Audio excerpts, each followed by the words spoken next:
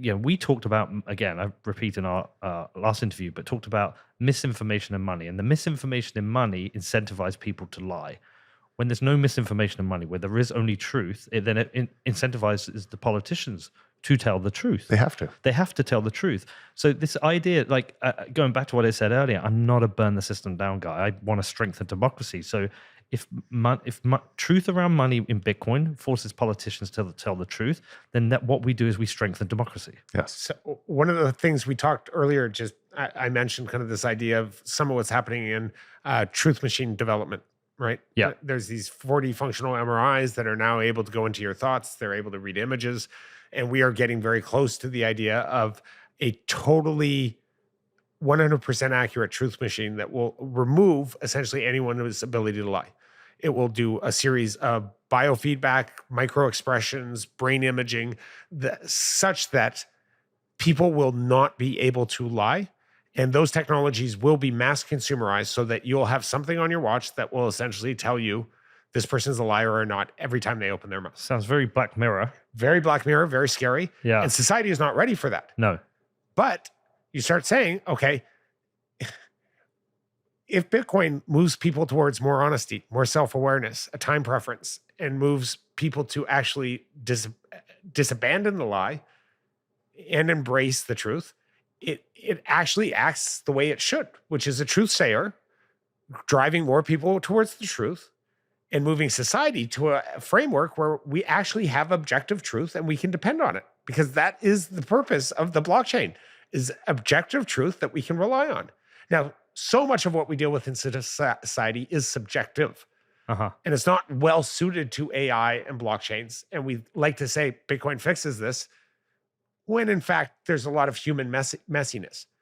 But the underlying systems and the base technology should move society and humanity towards that objective truth much faster for those who embrace it. And I think part of our job is to help more people understand it and embrace it earlier, in preparation for the time when it will be forced on them. Because any technology or any social change that is forced on people inevitably leads to a very violent reaction. Of course. Because what he just said, and adding on to say that truth machine, the real risk is if that becomes in a central bank digital currency where that's used as a control function for everybody else. Yeah. Right. That becomes a real risk. Please answer the truth machine before you authorize this transaction. Did you use this money to spread lies about our leaders? Did you use this money to disagree with the current narrative? I'm sorry, your transaction is not approved. I know, which sounds it sounds very 1984. And 5-6 years ago, I said, "Well, this just happened last month in Canada." Well, that's what I was going to say. Well, not in my country. It literally has just happened in Canada. Yeah, and it's shocking. Did you see the recent Alex Gladstein just put this up? But in China, this people singing from lockdown from their high rises. Did you see this? Yeah, I've seen them. And the drone coming by to say, "Go inside. You're no singing here. Curb your ability to." And you want a dystopian future, and where you actually have to. You can't get out. There's and technology will take, if you concentrate wealth, that much power through technology into a couple of people's hands or a nation's hands, that's what will happen. And if it's not that leader, if that benevolent leader that you love, it won't do it, then their son will. It locks humanity in forever into a system that people don't rise up. The vast majority of people are the silent majority that don't stand up against the worst crimes around. And why in a society, in a totalitarian society, don't they? Because the people that do stand up go get shot. Yeah. Right. And so if most people won't stand up today, what do you think will happen with tools of control that completely change the ability for the controller to do that at scale? Well, this is why I think it's so important to get the communications with this into politics in the right way, because a US government that fears China, who is considering a CBDC and the similar controls that China has, you have to do a better job of control than China. And you can't. You can't. You cannot beat China at the control game. So beat them at the freedom game. Beat them at the truth machine. Beat them at the, Well, so Jeff and I did an interesting thought experiment. So we were playing out the ideas. So one of the arguments against Bitcoin that often gets repeated, especially by gold bugs, is the idea that because they agree with Bitcoiners on almost all things, right? In terms of the root cause of the problem, government spending, inflation, they just believe that gold is real, Bitcoin not real. And obviously a lot of gold bugs have evolved from that, those who actually study it and look at it see that it is a better form. Larry Leopold. Yeah, Larry's incredible on that. Yeah. Many of them are very informed and have actually looked at it with the same honest analysis that they led to conclusions about gold.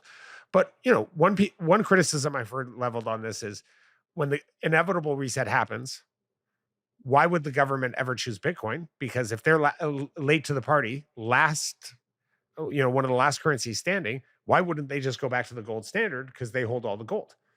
And Jeff had this, we were going back and forth, and Jeff said, for all the countries that got pushed off the gold standard, who have no gold anymore, why would they ever go back to that system and trust the US and trust, China or trust Russia or trust the few countries who actually have gold? Like, they have no incentive to agree to the system. So the currency wars continue. There is no international reserve currency. And I mean, so it is literally impossible to go back to the past and adopt that system. Yeah. China, Russia, and US would have to get together and agree and then count each other's reserves, which who knows who has, and trust each other at the expense of every other nation to be able to go back to that. It's nonsense. But when you see these systems and these kind of end games and you do this kind of war game scenario, you realize, to your point, the opportunity to actually change people's perception of their freedoms, of their everyday happiness, and have that associated with pro-privacy, pro-freedom technologies like Bitcoin. Bitcoin is not the only one. It's just the best one and the only one in the monetary sense that has ever come along. But there are other technologies.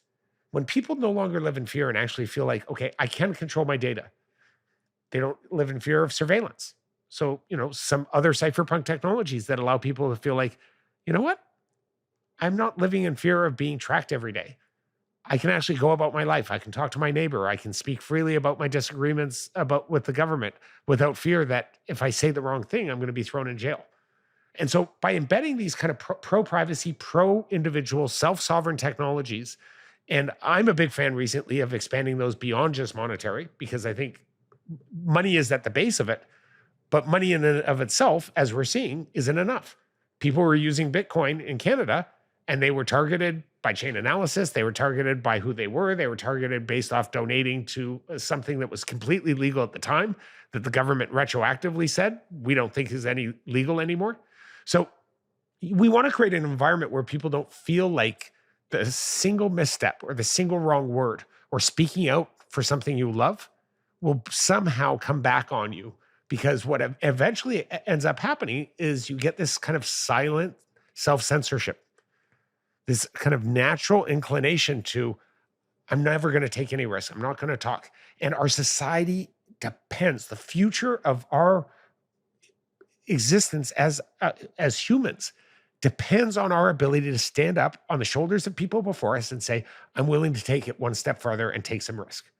And if the Chinese model, if these totalitarian models that have everyone living in fear become the dominant, and CBDCs are part of that, totalitarian controls, oligarchies, like you said, democracy is incredibly horrible, but it's the best system of a bunch of horrible systems.